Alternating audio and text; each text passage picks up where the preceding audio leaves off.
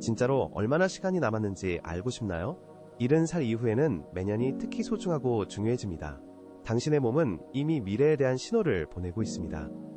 70살에도 강하고 정신이 맑으며 활기찬 사람들이 있는 반면 건강 문제와 만성 피로에 시달리는 사람들도 있습니다. 그 차이는 무엇일까요?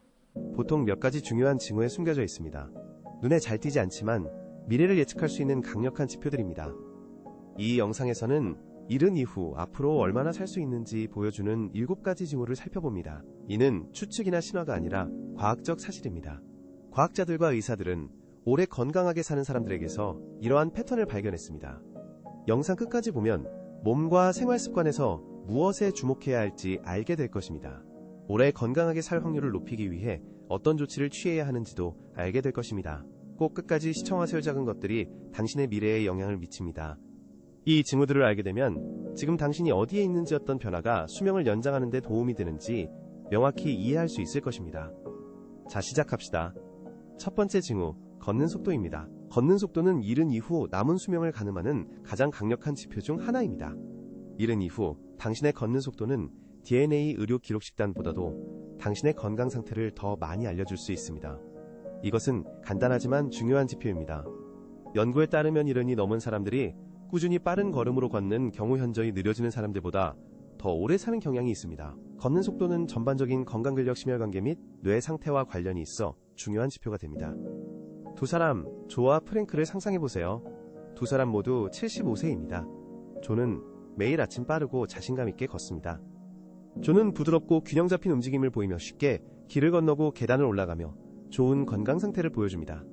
프랭크는 한때 활동적이었지만 이제는 느리게 걷고 자주 멈추며 다리에 불안감을 느낍니다. 조의 걸음 속도는 좋은 신체 상태를 나타내고 프랭크의 느려짐은 건강 악화를 경고할 수 있습니다. 느리고 불안정한 걸음걸이는 단순한 노화 현상이 아니라 근력 약화, 혈액 순환 문제 또는 신경학적 변화와 같은 숨겨진 문제의 신호입니다. 당신의 다리는 몸의 기초이며 다리가 약해지면 전반적인 건강과 삶의 질에 영향을 미칩니다. 다리가 약해지기 시작하면 균형도 약해집니다. 좋은 소식은 걷는 속도를 개선할 수 있다는 것입니다. 많이 걸을수록 더 강해집니다. 속도가 느려지기 시작했다면 무시하지 마세요. 근육을 강화하기 위해 작은 노력부터 시작하세요. 산책, 가벼운 덤벨, 간단한 다리 운동이 도움이 됩니다. 삶에서 얼마나 빨리 움직이는지는 당신의 장수에 대해 많은 것을 말해줄 수 있습니다. 자신의 속도에 주목하세요. 건강과 미래를 평가하는 간단한 방법입니다. 두 번째 징후는 소나기 힘입니다. 믿거나 말거나 악수하는 힘은 처음 보이는 것보다 당신의 미래에 대해 더 많은 것을 드러냅니다. 연구에 따르면 소나기 힘은 노인의 생존력을 나타내는 가장 명확한 지표 중 하나입니다. 강한 소나기는 강한 근육과 좋은 혈액순환을 의미합니다. 약하고 점점 약해지는 소나기는 근육량 감소, 허약, 다양한 질병의 위험을 경고할 수 있습니다. 이는 건강에 중요한 신호입니다. 60세 남성 로버트를 예로 들어보겠습니다. 그는 강한 악수를 자랑했습니다. 그는 활동적이었고 운동을 했으며 일상생활에 어려움이 없었습니다. 반면 60세인 월터는 소나기가 약해져서 병따개를 열거나 장보기를 하는데 어려움을 겪기 시작했습니다. 78세 남성은 병뚜껑을 열거나 무거운 가방을 들고 있는 것과 같은 간단한 일이 예전보다 더 어려워졌다는 것을 느꼈습니다. 그는 이것이 나이 때문이라고 생각했지만 소나기 힘 약화가 근육량 감소를 의미하며 낙상과 부상의 위험을 높인다는 사실을 깨닫지 못했습니다. 소나기 힘은 근육 건강 상태를 반영합니다. 소나기 힘이 감소하면 신체의 다른 부위도 약해져 생활이 어려워질 가능성이 큽니다. 힘이 더 많이 줄어들수록 일상생활에서 독립적이고 활동적이며 안정적으로 지내기가 더 어려워집니다. 하지만 좋은 소식이 있습니다. 이 힘은 회복할 수 있습니다. 간단한 운동이 소나기 힘을 유지하고 근육을 강화하는 데 도움이 됩니다. 테니스 공을 쥐는 운동이나 손운동기구 사용과 같은 운동은 소나기 힘을 유지하는 데 매우 효과적입니다. 또한 가벼운 아령을 들고 다니며 근육을 강화하고 소나기 힘을 향상시키는 것도 전반적인 건강에 도움이 됩니다. 잠시 시간을 내어 자신의 소나기 힘을 점검해보세요. 악수가 약해지거나 일상 업무가 어려워졌다면 이 경고를 무시하지 마세요. 오늘 당신이 물건을 잡는 방식은 앞으로 몇 년간 삶을 어떻게 유지할지에 대한 단서를 줄 수 있습니다. 아직 이 영상을 보고 있고 아이디어가 도움이 된다면 제가 여기 있다는 것을 알 수 있도록 댓글에 숫자 1을 남겨주세요. 아직 구독하지 않았다면 구독하고 알림을 켜서 중요한 팁을 놓치지 않도록 하세요. 새로운 영상을 놓치지 마세요. 이제 계속 진행해 봅시다. 세 번째 신호는 한 발로 서 있는 능력입니다. 균형은 중요하지만 대부분은 신경 쓰지 않습니다. 한 발로 최소 10초 동안 서 있을 수 있는 능력은 수명 예측의 강력한 지표 중 하나입니다. 균형은 장수와 건강과 관련이 있습니다. 연구에 따르면 균형이 좋지 않은 사람들은 넘어지고 부상당하며 인지장애를 겪을 가능성이 더 높습니다. 균형은 근육과 뇌 상태를 반영합니다. 70세 이후에도 좋은 균형을 유지하는 사람들은 더 오래 살고 더 활동적이며 건강한 삶을 사는 경향이 있습니다. 두 여성, 캐롤과 낸시를 상상해보세요. 두 사람 모두 70대 초반입니다. 캐롤은 항상 활동적이었고 몇 초 동안 한 발로 서 있을 수 있습니다. 낸시는 균형에 신경 쓰지 않았습니다. 한 발로 서려고 하면 바로 균형을 잃고 넘어지지 않으려고 지지대에 붙잡습니다. 낸시는 균형을 잃는 것이 단순한 불편함이 아니라는 것을 이해하지 못합니다. 이는 협응력 근력 내 기능 저하의 신호입니다. 좋은 균형은 강한 다리에 대한 신경계 건강한 뇌에 달려 있습니다. 이 모든 요소는 건강과 장수에 중요합니다. 자주 발이 걸리거나 빠른 회전 시 불안감을 느끼고 때로는 지지하기 위해 벽을 잡아야 한다면 행동할 때입니다. 좋은 소식은 균형을 개선할 수 있다는 것입니다. 간단한 운동이 안정감과 자신감을 되찾는 데 도움이 됩니다. 매일 몇 초씩 한 발로 서기 뒤꿈치에서 발끝으로 걷기 가벼운 태극권 연습이 균형 회복에 도움을 줍니다. 지금 바로 간단한 테스트를 해보세요. 일어나서 한 발을 바닥에서 들어 올려보세요. 10초 동안 어려움 없이 유지할 수 있나요? 안 된다면 당황하지 말고 신호를 무시하지 마세요. 오늘 균형을 더 많이 훈련할수록 내일 더 튼튼해질 것입니다. 다음 중요한 신호는 당신의 수면 패턴입니다. 밤에 얼마나 잘 자는지는 건강과 장수에 대해 많은 것을 말해줍니다. 수면은 단순한 휴식이 아닙니다. 몸이 회복되고 면역 체계가 강화되며 뇌가 독소에서 정화되는 시간입니다. 연구에 따르면 70세 이상의 사람들이 안정적이고 질 좋은 수면을 취할 때 더 오래 살고 더 건강한 삶을 영위한다고 합니다. 수면 장애를 겪는 사람들은 기억력 저하, 심장, 질환 면역력 약화의 위험이 있습니다. 이는 건강에 심각한 도전입니다. 두 남자, 헨리와 빌을 상상해보세요. 두 사람 모두 70세가 조금 넘었습니다. 헨리는 매일 같은 시간에 잠자리에 듭니다. 반면 빌은 자주 늦게까지 깨어있고 불규칙하게 일어납니다. 이들의 수면 패턴 차이는 삶의 질에 영향을 미칩니다. 헨리는 활기차고 명료한 정신을 느끼는 반면 빌은 피로와 기억력 문제를 겪습니다. 수면 패턴은 건강의 열쇠입니다. 수면을 개선하려면 규칙적인 생활을 유지하고 잠자기 전 화면 사용을 피하며 침실의 평온한 분위기를 조성하는 것이 중요합니다. 균형 잡힌 질 좋은 수면은 건강과 활력을 오랫동안 유지하는 데 가장 중요한 두 가지 요소입니다. 오늘부터 자신을 돌보기 시작하세요. 균형 운동을 하고 수면을 관리하세요. 당신의 미래는 지금 당신의 행동에 달려 있습니다. 헨리는 매일 밤 약 7시간을 자고 상쾌하고 활기찬 기분으로 일어나지만 빌은 불면증과 잦은 야간 각성으로 고통받고 있습니다. 시간이 흐르면서 헨리의 몸은 건강을 유지하고 정신은 맑으며 에너지 수준도 안정적입니다. 반면 빌은 집중력 문제와 낮 동안의 피로를 겪고 있습니다. 빌은 또한 혈압이 변하는 데에는 수면의 질 저하와 지속적인 수면 부족과 관련이 있습니다. 밤에 자주 깨거나 잠에서 깬 후 피로를 느낀다면 이 신호를 무시하지 마세요. 당신의 몸이 무언가를 말하려고 합니다. 나쁜 수면은 스트레스, 잘못된 식습관 활동 부족 또는 진단되지 않은 수면 무호흡증으로 인해 발생할 수 있습니다. 좋은 소식은 생활 습관과 습관의 간단한 변화를 통해 수면의 질을 개선할 수 있다는 것입니다. 화면 앞에서 보내는 시간을 줄이고 쓰면, 규칙을 지키며 아침 햇빛을 받고 가벼운 저녁 식사를 하면 수면을 개선하는 데 도움이 됩니다. 수면은 단순한 휴식이 아니라 몸과 정신의 최대 작업 능력을 위한 기반이며 건강과 에너지를 지원합니다. 오늘 밤 당신의 수면에 주의를 기울이세요. 피곤해서 깬다면 또는 최근 몇 년간 수면질이 나빠졌다면 행동하세요. 변화를 시작할 시간입니다.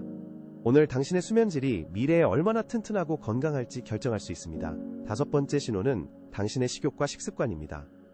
70세 이후의 식습관은 수면과 관련된 가장 신뢰할 수 있는 지표 중 하나입니다.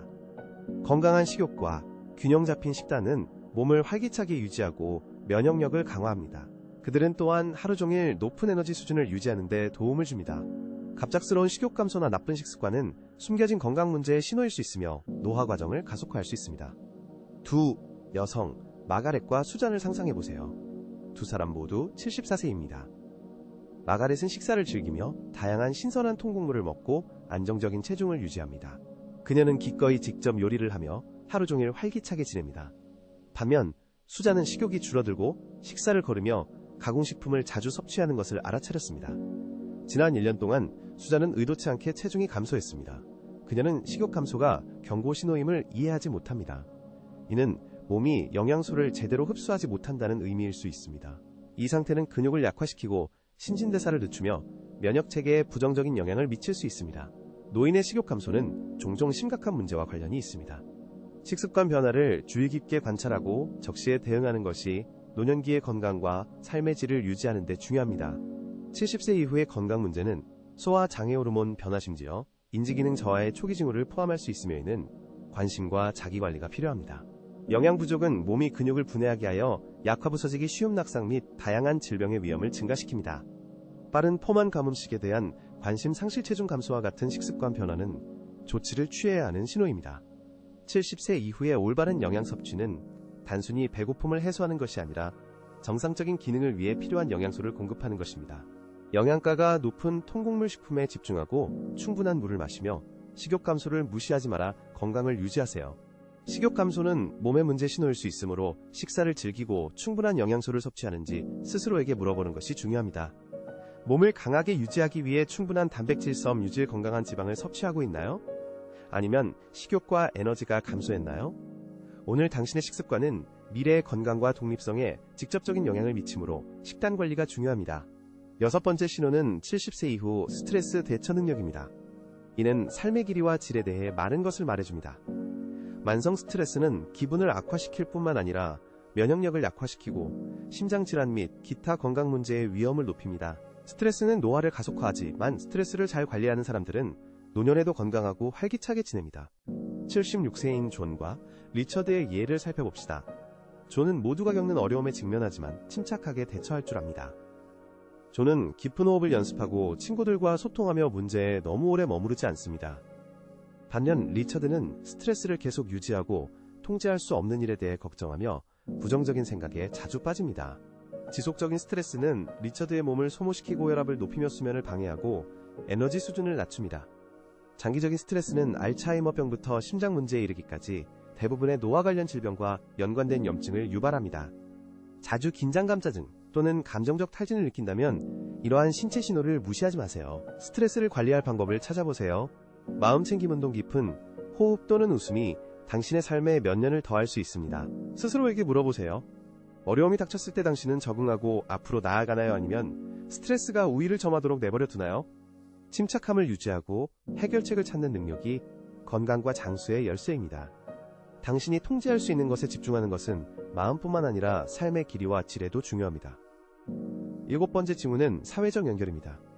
당신의 관계의 힘은 70세 이후 얼마나 오래 살지에 대한 명확한 지표입니다. 연구에 따르면 강한 유대는 수명을 연장하고 건강을 강화합니다. 외로움은 심장질환 우울증인지 기능 저하 및 조기 사망 위험과 관련이 있어 건강을 위한 관계의 중요성을 강조합니다. 두 여성 엘레오노라와 바바라를 살펴봅시다. 두 사람 모두 78세입니다. 엘레오노라는 활발한 사회생활을 하며 많은 연락을 유지합니다. 엘레오노라는 오랜 친구들과 소통하고 독서 클럽에 참여하며 가족과 시간을 보냅니다. 그녀는 대화를 즐기고 주변 사람들과의 친밀감을 느낍니다.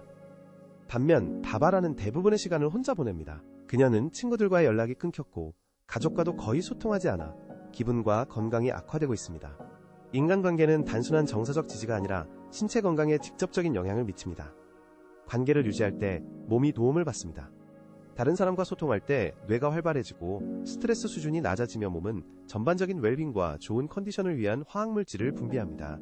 사회적 활동에서 멀어지고 전화통화를 피하거나 혼자 보내는 시간이 많아졌다면 변화를 생각하고 관계를 회복할 필요가 있습니다. 사람들과 연결되어 있다는 것은 항상 그들로 둘러싸여 있다는 뜻이 아닙니다. 친구에게 전화하거나 모임에 참여하는 작은 노력도 관계를 강화하는 데 도움이 됩니다. 의미 있는 대화와 새로운 만남은 기쁨을 줄 뿐만 아니라 건강을 개선하여 앞으로의 길고 행복한 삶을 보장합니다.